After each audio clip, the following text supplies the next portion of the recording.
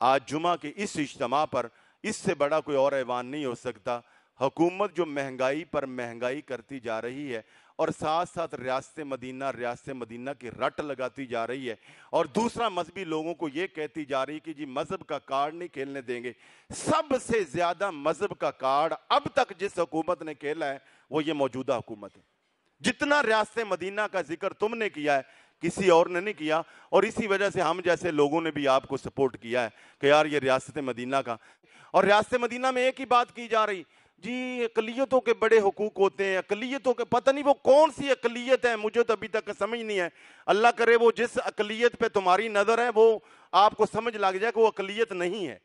جبکہ اس پاکستان کے اندر اقلیتوں کے حقوق محفوظ ہیں۔ عیسائی ہیں، یہودی ہیں، ہندو ہیں، سکھ ہیں، ان کے حقوق، اور جنہیں تم بنانا چاہتے ہو اللہ کرے کہ تم یہ غلطی نہ کرو۔ بہرحال ادھر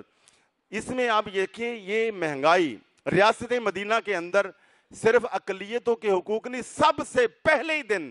ریاست مدینہ میں بانی ریاست مدینہ نے جو نظام بنایا تھے پیارے آقا کریم نے، وہ یہ کہ وہاں امیر اور غریب دونوں ہی رات کو پیٹ بھر کے سوتے تھے۔ ریاست مدینہ نبی کریم صلی اللہ علیہ وسلم کی جو ریاست مدینہ، اس کے اندر میں چیلنج کے ساتھ کہتا ہوں، پوری تحقیق کے ساتھ کہتا ہوں،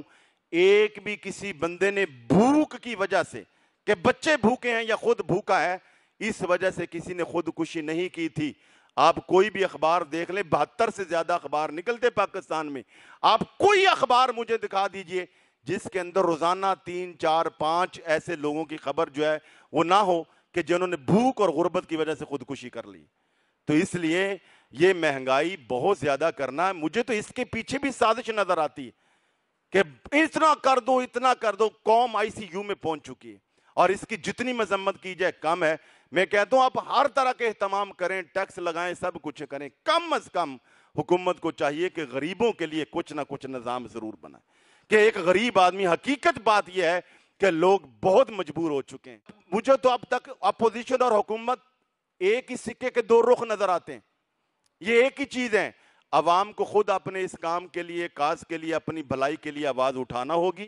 اتنی زیادہ مہنگائی کر دینا کہ لوگ بیچاروں کو اپنی عبادت، اور پھر ان دنوں کے اندر اوپر سے قربانی آ رہی ہے، اور آپ نے پیٹرول اتنا زیادہ کر دیا، 117 روپے اتنے پیسے،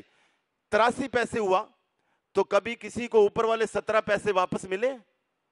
روزانہ کے اندر لاکھوں نہیں کروڑوں لوگ جو ہے وہ تیل ڈلواتے ہیں۔ اب